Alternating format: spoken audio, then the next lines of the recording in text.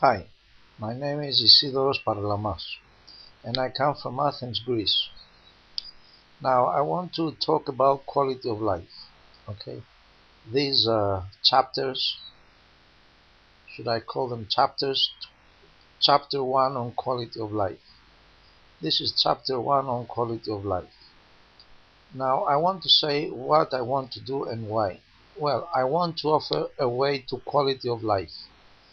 I want to offer political education which leads to democracy, which in turn leads to quality of life. I want to do this because I don't see anybody else doing it. What the so-called politicians offer are a way to decadence, to even more decadence, a way to hopelessness, a way to disaster. Okay, I will explain in the next chapters why I call them so-called politicians and not just politicians. There's a reason for that. Well, so I said that I want to offer a way to quality of life, and I want to do that because, at least to my knowledge, nobody else is doing it. I'm sure there's a lot of people who think the way I do, so let's join forces, okay? To my knowledge, nobody is offering uh, a way to quality of life. Now, in this first chapter on quality of life, I want to do two things.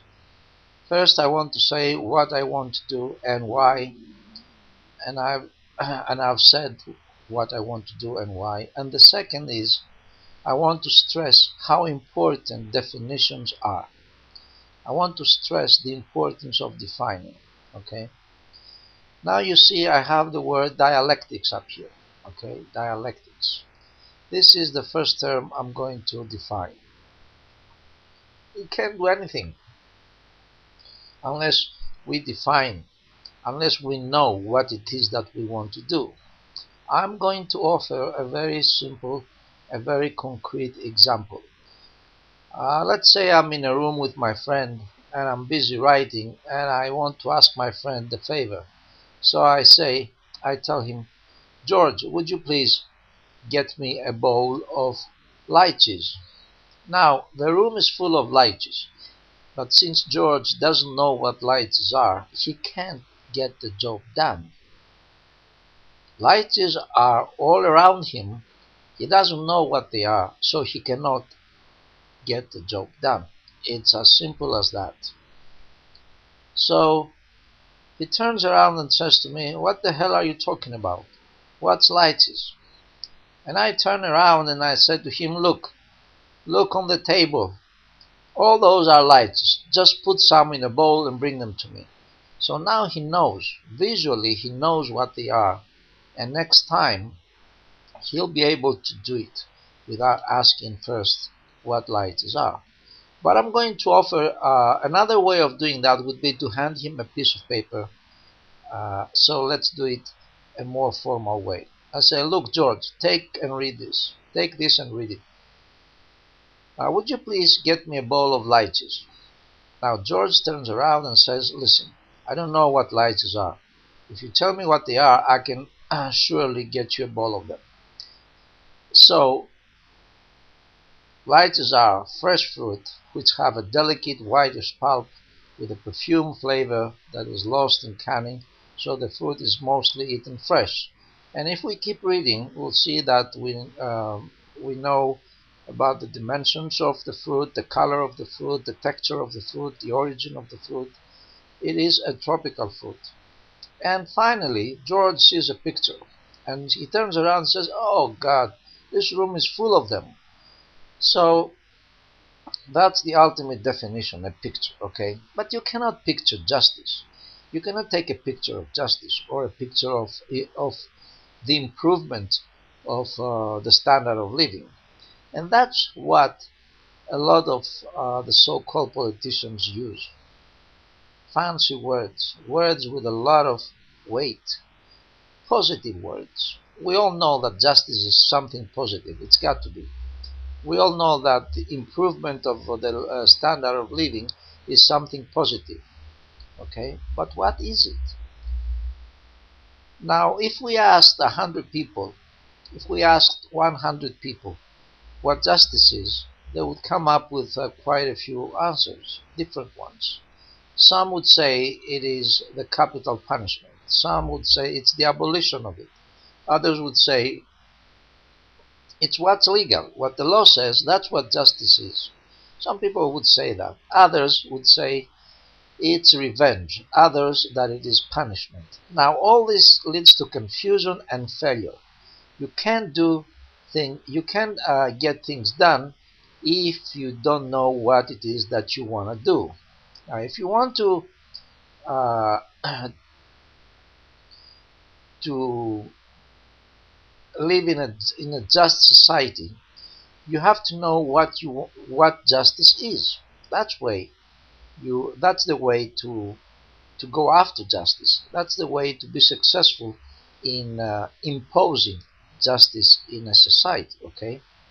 Now, so-called politicians prefer hollow words. They say, in my term, I will make sure that the citizens of this country will enjoy security, safety, justice.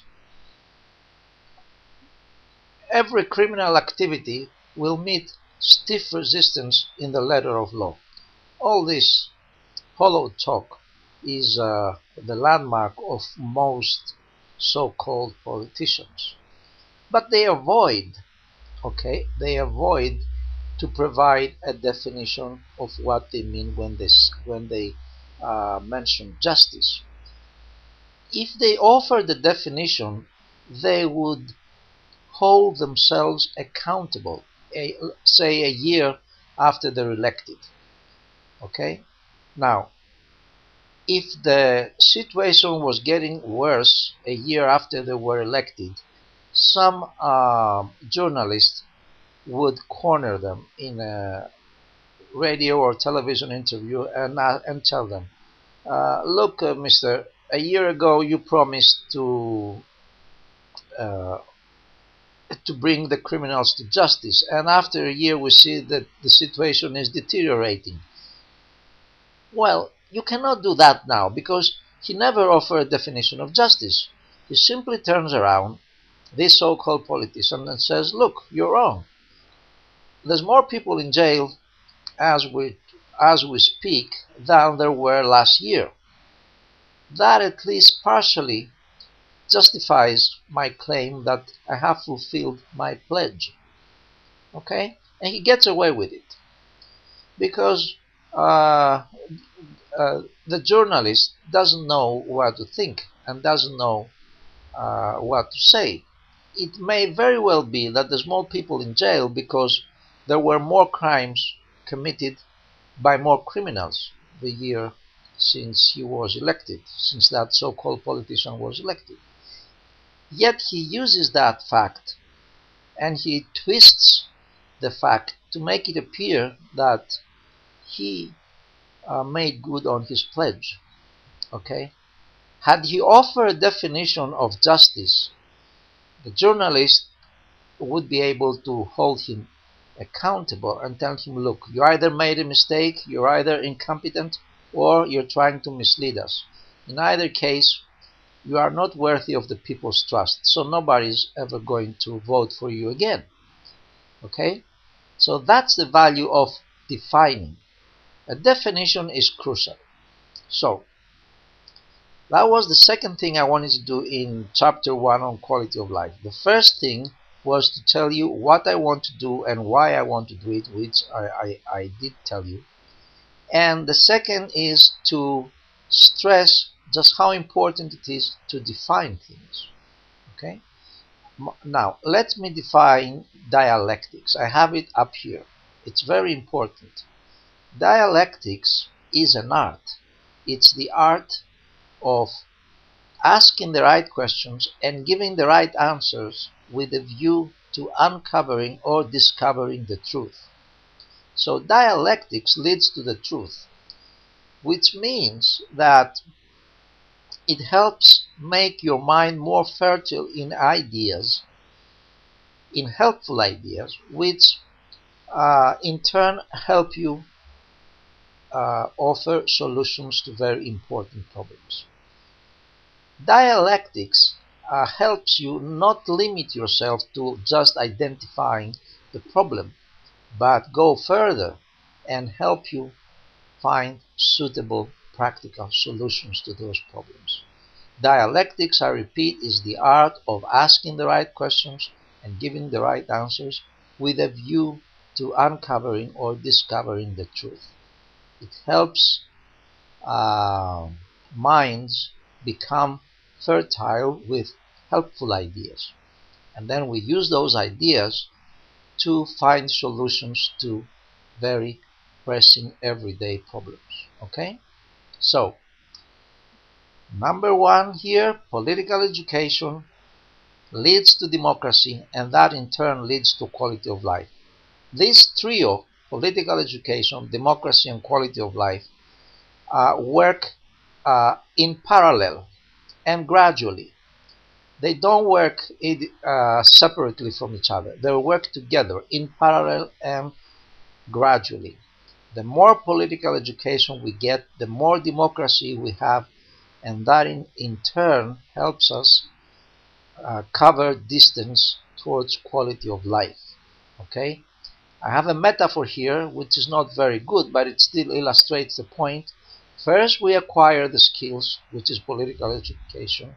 Through political education, we acquire the skills. If we have political education, we have the skills to achieve, okay, to have more democracy and use democracy to cover distance towards quality of life. Okay, it's not 100. The metaphor does not correspond 100% to my trio here, but it does illustrate the point. Okay, the more political education we get, the more democracy we get. The more democracy we have, the more distance we can cover towards real and genuine quality of life. Of course, in the next chapters we'll define political education, we'll define democracy and quality of life. We'll define everything, otherwise we can't get the job done. Well, this is what I wanted to say in the first chapter on quality of life. I'll see you again on the second chapter on quality of life. Thank you.